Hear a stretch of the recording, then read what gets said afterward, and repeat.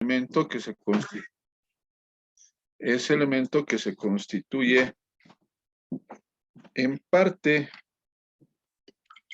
de lo que entendemos nosotros como el bloque de constitucionalidad y convencionalidad, en el sentido que los derechos laborales, debido a su aspecto social e importancia para el desarrollo del Estado, son un elemento que van a ser protegidos con prioridad por el Estado, además eh, de los derechos humanos de carácter internacional, en este caso regulado por la OIT, la Declaración de los Derechos del Hombre, y normativa constitucional al respecto.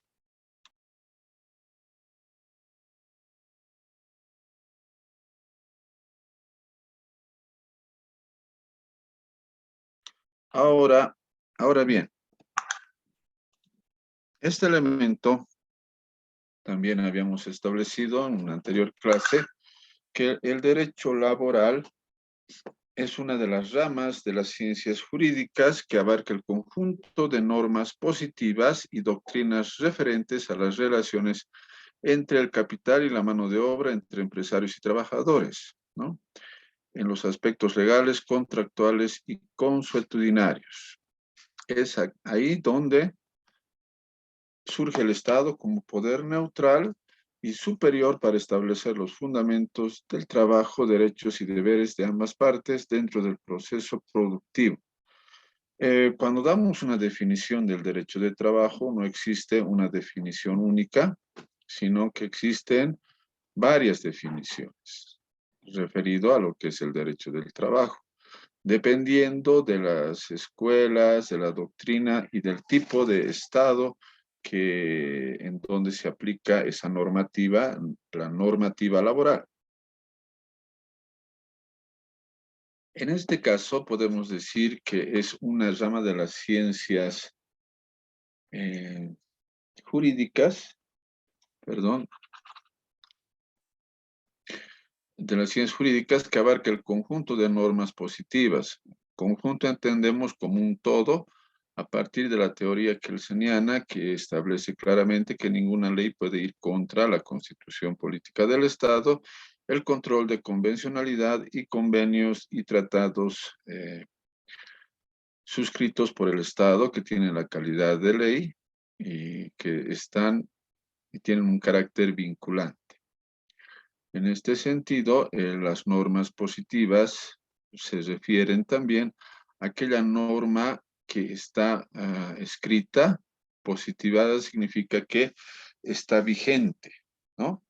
Y doctrinas referentes a las relaciones entre el capital y la mano de obra, entre empresarios y trabajadores, en los aspectos legales, contractuales y consuetudinarios. Es ahí donde surge el Estado como poder neutral y superior para establecer los fundamentos del trabajo, derechos y deberes de ambas partes dentro del proceso productivo, ¿no? Entonces vemos que en toda esta situación el Estado surge en forma neutral, pero no surge en un ámbito, bueno, se diría neutral, pero en los hechos no es neutral. Es más, el Estado va a ser una parte importante para, de alguna forma, regular.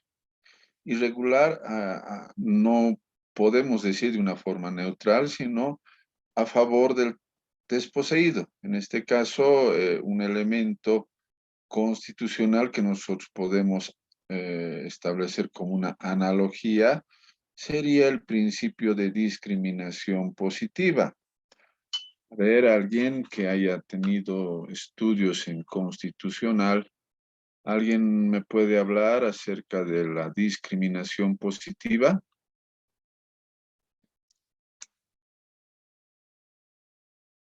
Hola. ¿Qué significa discriminación positiva en el derecho laboral, en el derecho constitucional?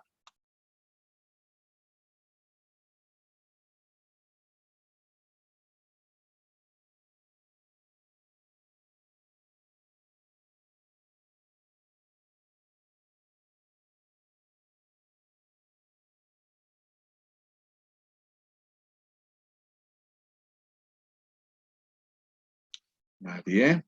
A ver, creo que están todavía descansando algunos compañeros. ¿Y Edith Irene Quino está presente?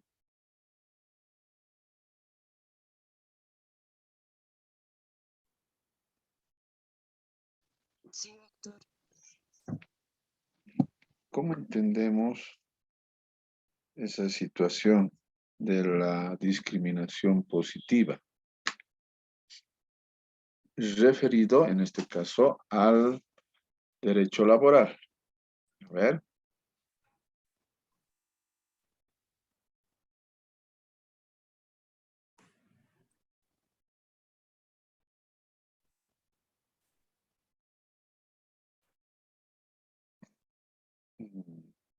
A ver, entonces, si nosotros vamos a hablar de lo que es discriminación positiva, en primer lugar tenemos que referirnos a la palabra discriminación. ¿Qué entendemos por discriminación? Aquí Juan Ángel Aspillusco. Doctor, buenos días. ¿Qué es discriminación? ¿Y Bueno, por qué podemos... bueno, sería, pues, no sé, ofender a personas, como decir, de escasos recursos, colectivos, qué sé yo, a las personas marginándolos. Entonces, existen diferentes, ¿no?, tipos de discriminación, especialmente hacia las personas. En este caso, en el derecho laboral, pues sería, ¿no?, a los menos, a los desprotegidos, ¿no, doctor? Si no tengo entendido, discriminación positiva es, pues, eso, doctor. No sé si estoy equivocado.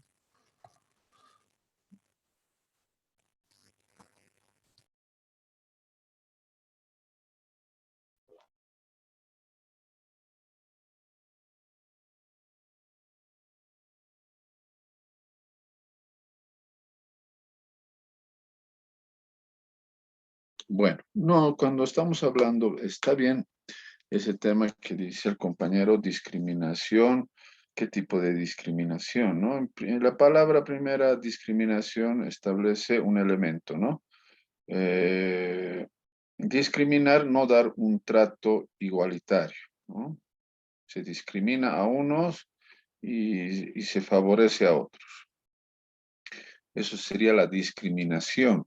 En este caso, la discriminación será un elemento que tenemos nosotros que tener muy en cuenta, pero ¿cuándo se vuelve la discriminación en discriminación positiva? A ver, ¿alguien?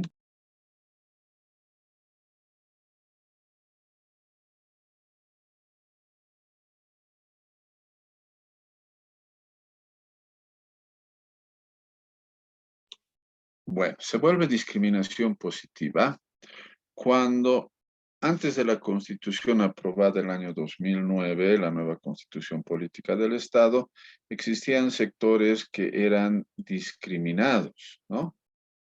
¿A quiénes se les discriminaba? Mujeres, ancianos, niños, indígenas, ¿no? A ellos se los relegaba, a las mujeres no podían votar, los ancianos no tenían leyes a su favor, no podían trabajar, los indígenas no tenían derechos como lo tienen ahora. Entonces, el principio de discriminación positiva los discrimina o las discrimina, por ejemplo, a las mujeres, pero ya a su favor. Por eso se llama discriminación positiva, porque los discriminan, pero no para perjudicarlos, sino para ayudarlos. O sea, el trato no es igual, ¿no? Si una mujer denuncia y un hombre denuncia al mismo tiempo, le van a creer a la mujer. No hay igualdad. Si una niña o un niño o un menor de edad denuncia a un mayor de edad, le van a creer al menor de edad. Igualmente, en derecho laboral, si un empresario denuncia y un trabajador denuncia, le creen al trabajador. En este caso, Eso es el principio que establece el derecho laboral, en donde se establece que la carga de la prueba está a cargo del empleador, ¿no? Entonces, a eso nos referimos con lo que es la discriminación positiva, ¿no? Bueno, seguimos. Entonces, referentes a relaciones entre el capital y la mano de obra, ¿no? Habíamos dicho que el capital es aquel elemento que tiene el empresario. El dinero es el que tiene el empresario, el dinero es el que maneja el empresario y lo único que tiene el trabajador es su mano de obra. El trabajador no tiene casa, no tiene terreno, no tiene instrumentos de trabajo. El capital establece que tiene un capital económico, un capital inmobiliario, herramientas y demás, ¿no? Entre empresarios y trabajadores, ¿no? Esa relación obrero-patronal. En los aspectos legales, contractuales y consuetudinarios, es ahí donde surge el Estado como poder neutral, ¿no? Entonces, aquí en esa relación interviene el Estado.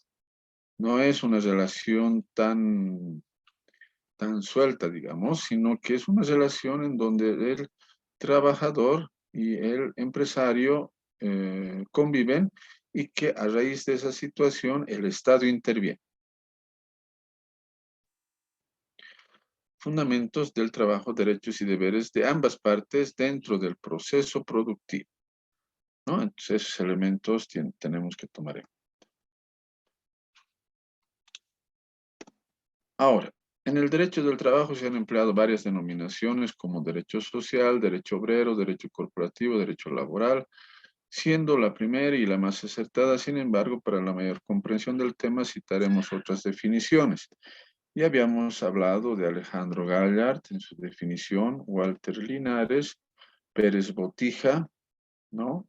Pérez Patón, que bueno, en este caso, estos pensadores tienen una diferente concepción de lo que es el derecho del trabajo. Para Gallard, por ejemplo, es el desarrollo del trabajo es un conjunto de normas jurídicas dirigidas a regular las relaciones del trabajo entre patrones y obreros y los aspectos que derivan de esta relación. Entonces vemos que es un tema bastante importante y que de alguna forma se establece una relación importante en la cual de alguna forma se va a establecer una relación laboral en donde estuviera e interviniera producto de esta relación el Estado. Walter Linares indica que es un conjunto de teorías, normas y leyes destinadas a mejorar la condición económica y social de los trabajadores, ya yéndonos por un pensamiento más, más desarrollado, ah, mucho más acorde a lo que son los convenios en materia de derechos humanos. Estamos hablando de un conjunto de teorías y normas y leyes destinadas a mejorar la condición económica y social de los trabajadores. Entonces, ya aquí estamos hablando de un conjunto de elementos que son la situación económica y social, ¿no? Eso incorpora la alimentación, la educación y muchos aspectos que se tienen que tomar en cuenta. Pérez Botija habla de un conjunto de principios y normas que regulan las relaciones de empresarios y trabajadores y de ambos con el Estado a los efectos de protección y tutela del trabajo. Patón habla de un cuerpo de doctrinas y de instituciones creadas con fines de protección al asalariado y las clases económicamente débiles. Ya vemos acá un término que incorpora Pérez Patón, que son las clases, ¿no? Habíamos hablado de que las clases, la clase proletaria, la clase burguesa, son elementos que se toman en cuenta a tiempo de conceptos y una ideología de carácter marxista que establece un elemento importante dentro de lo que es la fundamentación teórica del trabajo, ¿no? El elemento marxista es algo muy importante dentro de esta ideología. Ahora, habíamos dicho también que es un derecho social. Es un derecho social a partir del elemento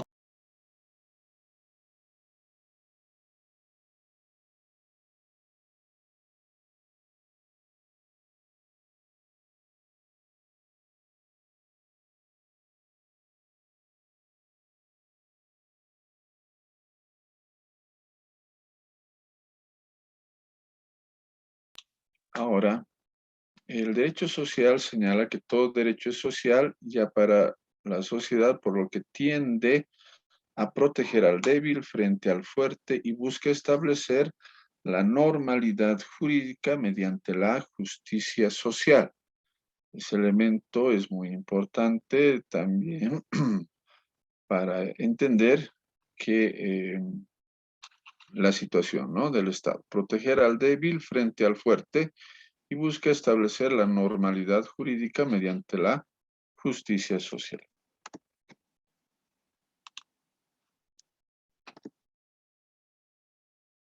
Oviedo indica que el derecho social surge del problema social engendrado por la lucha de clases o social y el derecho busca la solución de este dilema. Entonces ya acá ya vemos claramente la teoría marxista, socialista, que establece las clases sociales, la lucha de clases, y el derecho busca, ¿no?, la solución de este dilema. ¿Y cómo busca la solución de este dilema?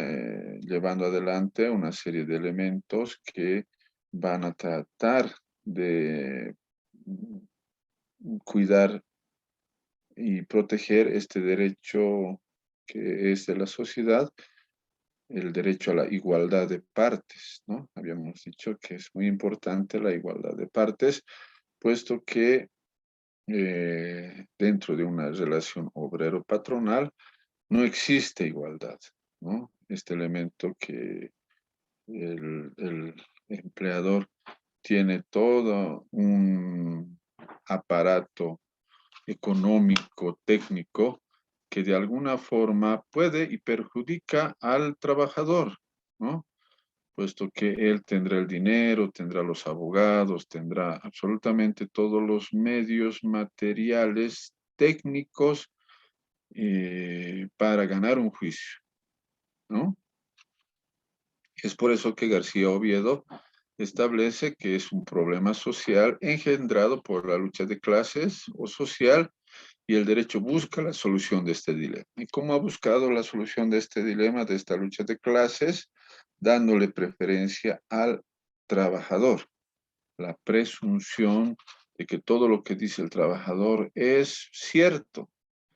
Y la carga de la prueba no la tiene el trabajador, ¿no? El trabajador irá al Ministerio de Trabajo y dirá, a mí no me han pagado 5 meses mi sueldo. No le han pagado 5 meses. Y el inspector de trabajo, a tiempo de tomar la queja, dirá, no se le ha pagado 5 meses. Y lo tomará como verdad, ¿no? Y mandará la citación para el empleador mediante su abogado tendrá que traer las pruebas que sí realmente se le ha pagado los 5 meses. Aquí está la prueba, aquí está, ha recogido su papeleta de pago o ha firmado cuando yo le he pagado su sueldo y esta es la planilla de pagos, ¿no?, donde está su firma. Entonces, esos elementos nos habla de la lucha de clases o social y el derecho que busca la solución de esta lucha de clases. ¿Y cómo va a buscar la solución? Buscando la igualdad de partes. ¿Y cómo se hace esto? Dándole preferencia al desvalido. Polanco nos dice que es un conjunto de leyes, el derecho social, instituciones, actividades programadas de gobierno y principios destinados a establecer un régimen de justicia social a través de la intervención del Estado en la economía nacional, el mejoramiento de las condiciones de vida, de la libertad y el progreso general del pueblo. El derecho social es genérico y restringido. El primero tiene por objeto la adaptación de la forma jurídica y realidad social, considerando a los hombres en su individualidad concreta y como miembros de los grupos sociales diferentes del Estado y teniendo en cuenta las diferentes situaciones económicas. Ese elemento se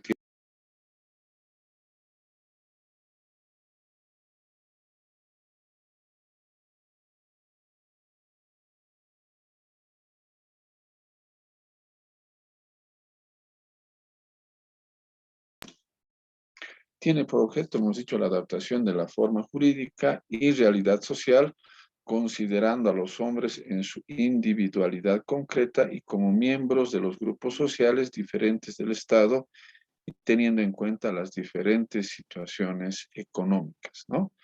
Entonces aquí ya vemos el tema del ingreso económico.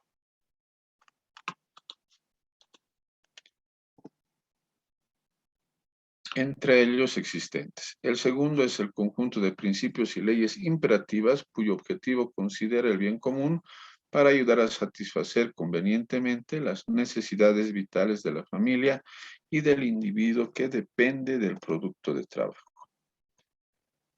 Bueno, habíamos seguido avanzando y hablando de los principios que dieron origen al derecho laboral, está el principio protector. Habíamos dicho ese elemento es fundamental, puesto que, y es bueno recalcar para que no se olviden, el Estado tiene el deber de proteger al trabajador. Ese elemento y esto a falta de norma, cuando no existe normativa que regule ese elemento,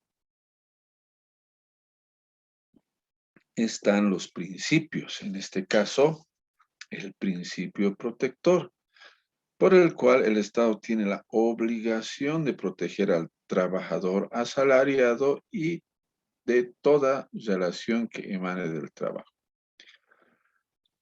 No solamente al trabajador, ¿no?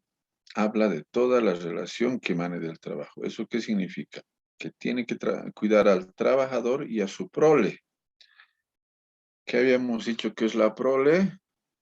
Compañeros, a ver si me están siguiendo. ¿Qué es prole Elvira Larrea?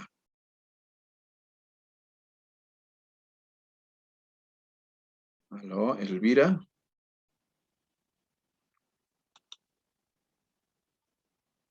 No está Elvira. Jayli Gabriela Yugra Kenayata. ¿Qué es prole?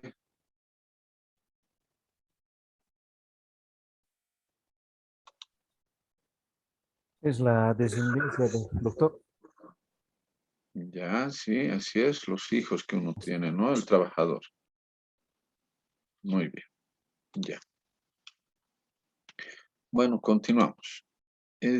Habíamos hablado del principio protector, por el cual el Estado tiene la obligación de proteger al trabajador asalariado y toda relación que emane del trabajo, así como, ¿no? Entonces, es un elemento que el principio protector, que está plasmado en la ley, ¿no?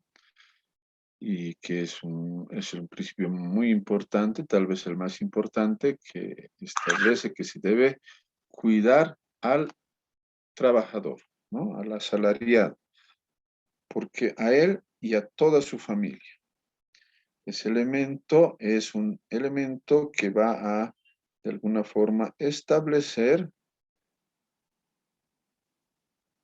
el principio protector en el derecho laboral. El principio de continuidad laboral, el de no discriminación, el principio de continuidad laboral, nadie puede despedir intempestivamente a un trabajador, ¿no? El principio de continuidad laboral establece que un trabajador tiene que tener mínimamente un preaviso, porque en base a su trabajo es que él sobrevive. Entonces, a tiempo de despedirlo tendrá que decírsele, usted va a ser despedido, esté buscando otro trabajo, ¿no? Un preaviso. Otro principio de no discriminación, ¿no? No se puede realizar actos discriminatorios. ¿En qué sentido? A unos le hacen trabajar y a otros no, dentro de una empresa, ¿no? Estuviera discriminando, esta vez en forma negativa, ¿no? Otro principio es el principio de la realidad, ¿no? En derecho constitucional será la verdad material, ¿no? Eso es, la verdad material se impondrá ante la verdad formal, ¿no? ¿Esto qué significa? La verdad material es lo que está sucediendo, lo que se establece de acuerdo a la prueba, de acuerdo a los antecedentes, ¿no? La primacía de la realidad, en el cual prevalecen los hechos sobre el acuerdo de partes y otros que a continuación se enumera, ¿no? Principios laborales son normas fundamentales de interpretación o suplencia de la ley en el campo laboral. Entre los más importantes se pueden considerar los siguientes, ¿no? El trabajo no debe ser considerado como una mercancía.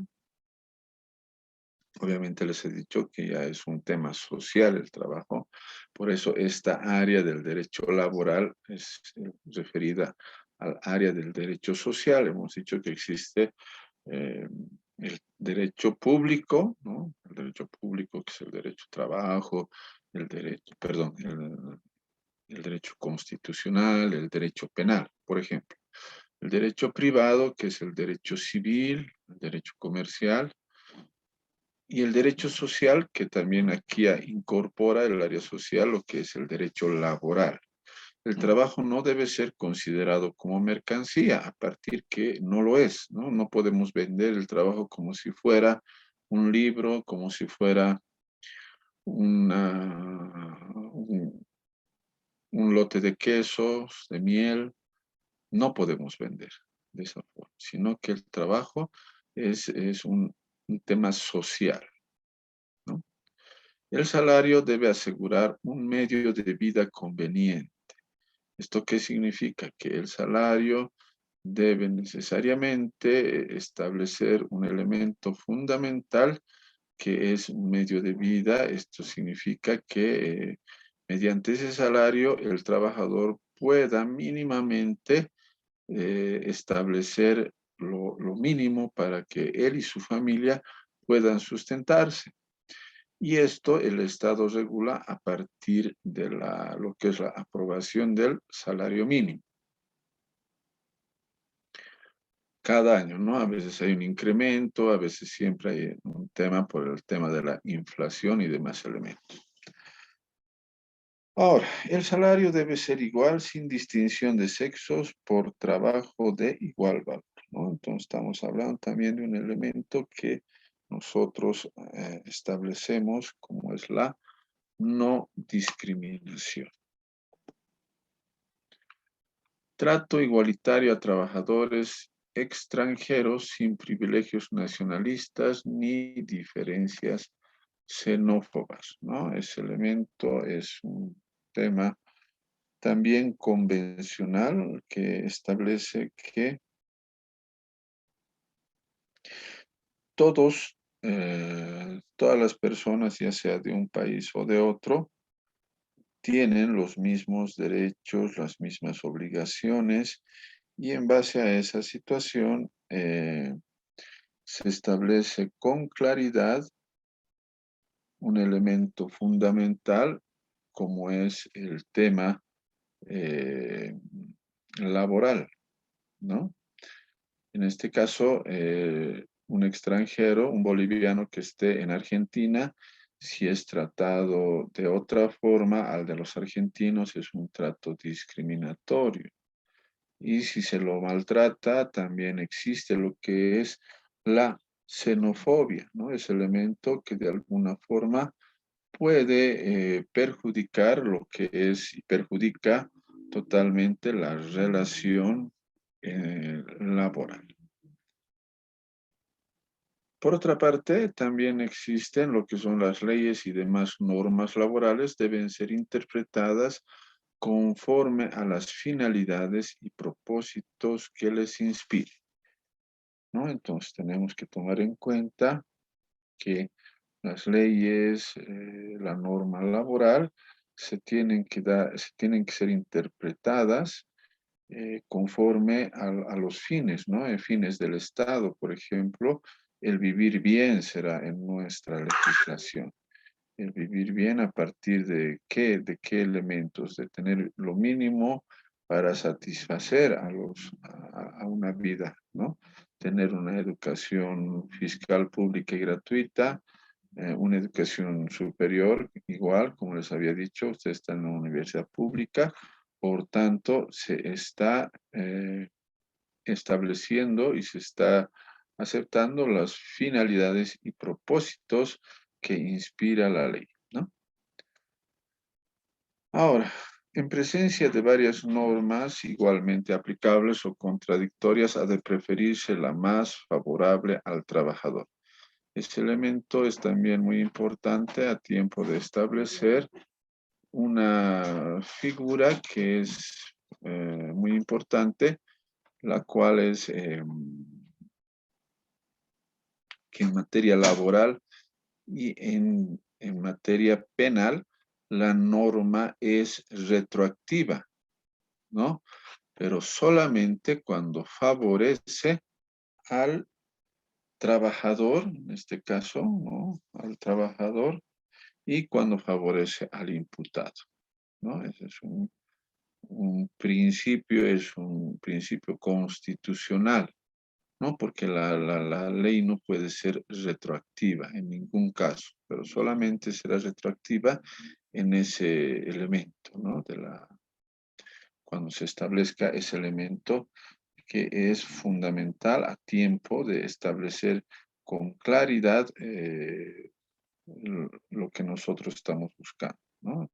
Proteger al trabajador, ¿no? Ese sería un elemento importante de lo que es el derecho social. Bueno, vamos a hacer una pausa de 10 minutos y volvemos con la clase. Gracias.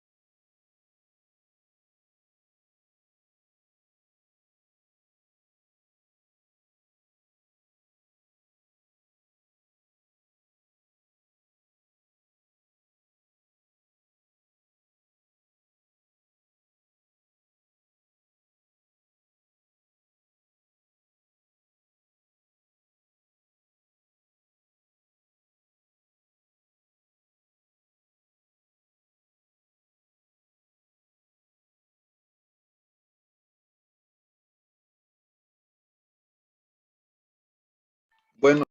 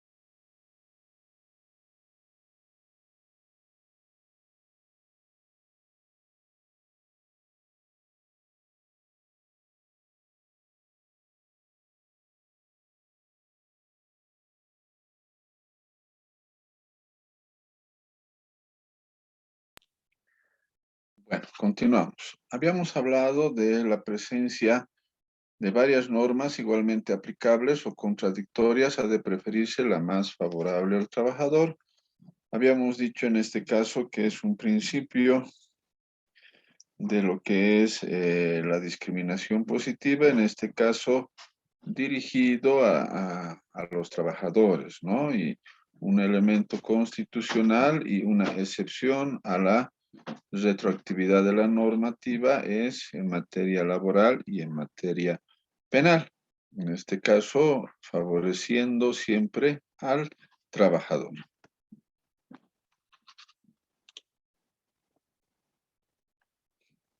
Igualmente, en caso de dudas, se estará a favor de los trabajadores por su inferior situación jurídica, ¿no? Entonces hay que ver ese tema.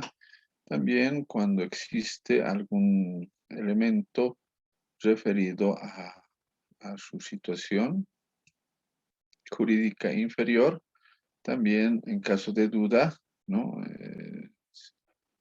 Cuando existe duda, ¿no? Cuando, por ejemplo, en un proceso laboral se tiene duda del pago o no, se tiene duda del accidente o no, en caso de duda siempre se favorecerá al trabajador. Es igual que en materia penal, en caso de duda, se favorecerá al demandado o imputado, ¿no? No se puede acusar o no se puede sentenciar a alguien si hubiera duda al respecto, ¿no? Ahora, el trabajo es considerado como una función social y el legislador protege su desarrollo.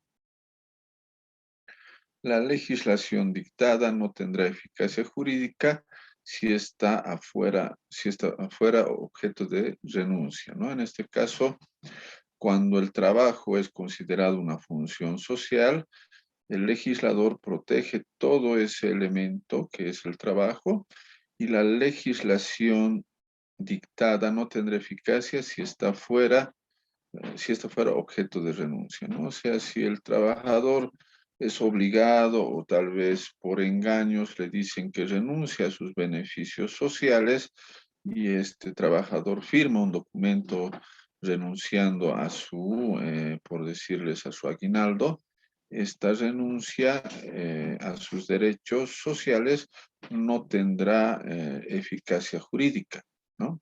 Será nulo. En el trabajo se comprometen intereses personales de los trabajadores y de sus parientes que de él dependan económicamente, por ello la renuncia de los derechos perjudica a todos los miembros de la familia, ¿no? Entonces ese elemento es importante a tiempo de hablar de los intereses personales de los trabajadores y de sus parientes que de él dependan, en este caso, de su familia. Las leyes laborales son de orden público, por lo tanto no se puede obtener la renuncia de derechos del trabajador por ningún tipo de coacción directa o indirectamente que tienda a conseguir la renuncia de derechos, ¿no? Esto les había manifestado que es un elemento fundamental dentro de lo que son los contratos de trabajo. Puede ser que uno realice un contrato de trabajo o escrito o haya un contrato verbal y este contrato implique la renuncia tácita de derechos sociales, ¿no? Entonces, esto no implica, digamos, la renuncia tácita. Será un elemento ilegal la renuncia tácita, ¿no? Tenemos que ver ese tema dentro de este marco y establecer claramente que la renuncia de los derechos del trabajador no debe tomarse en este caso nunca de una forma que vaya a perjudicar tanto al trabajador como a su familia. Más bien, esta renuncia es nula de pleno derecho, puesto que ese elemento de renuncia a los derechos del trabajador no solamente perjudica al trabajador, sino que perjudica a toda su familia. ¿Alguna pregunta hasta acá, compañeros? Doctor, buenos días. Buenos días. No, sí, no, es entendible, doctor. Esa parte hace rato usted estaba comentando en caso del vivir bien, y esto tiene que ver algo con el trabajo, doctor, porque estaba revisando también el Guanacún y a la vez a Choquehuanca, entonces tiene otro sentido, ¿no? Esa parte, doctor. Ya, ¿cuál sentido le dan eh, los señores, los compañeros Guanacuni y Choquehuanca? ¿Cuál es el sentido que les dan? El vivir bien tiene un sentido de la reciprocidad, a la vez la convivencia con la naturaleza. Ya. El vivir bien, pero también es un elemento que establece para vivir bien y estar bien con la naturaleza, es un elemento que también necesariamente tiene elementos de carácter material, ¿no? El vivir bien también establece una relación de la persona con la naturaleza, ¿no? Y ese campo también está, por ejemplo, incorporado a lo que es ahora el derecho ambiental, ¿no? Nosotros no podemos establecer un vivir bien sin medios materiales, ¿no? A partir de la concepción marxista, ¿no? Antes de pensar, uno tiene que comer, uno tiene que tener los medios materiales para después recién proveerse de lo demás, ¿no? Entonces, obviamente, es desde una visión indigenista, el vivir bien será simplemente la relación entre la naturaleza y las personas, pero el vivir bien implica mucho más que eso, ¿no? Es una relación donde se establezcan los medios materiales para la subsistencia del ser humano. Y en este caso tendría que ser también un elemento fundamental el trabajo, ¿no? Porque el trabajo también es un elemento que se desarrolla con la naturaleza. El trabajo no lo puedes desarrollar en un ambiente, eh, en el aire, lo tienes que hacer en el medio ambiente, ¿no? En este caso, vemos nosotros que existen tres tipos, ¿no? De, de seres, ¿no? Los seres humanos, los animales y los vegetales, ¿no? En este caso vemos que existen esos tres tipos de seres y dentro de ellos está el hombre y también se incorpora dentro de esta situación lo que es los medios materiales. En este caso, el medio ambiente, a lo que se refiere estos teóricos, pero su relación con el hombre implica siempre, y la producción de la tierra y demás, implica un trabajo. Y ese trabajo es lo que legisla el derecho laboral. Y obviamente dentro de los objetivos del derecho laboral, incorporado al bloque de constitucionalidad, está el vivir bien. Esa es la relación que existe entre el derecho laboral y el vivir bien. Los medios materiales son indispensables para el desarrollo de toda una sociedad, ¿no? ¿Alguna pregunta más?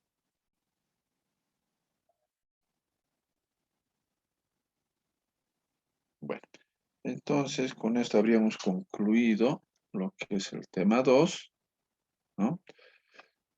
Y les esperaría el día martes para comenzar el tema 3. Bueno,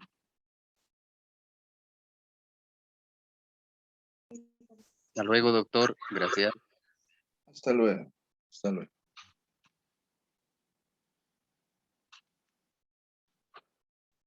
José, por favor, vas a elaborar la lista quienes están presentes, ¿ya? Sí, doctor. Bueno. Entraron 51 de los compañeros, doctor. Bueno, está bien. Gracias. Hasta luego.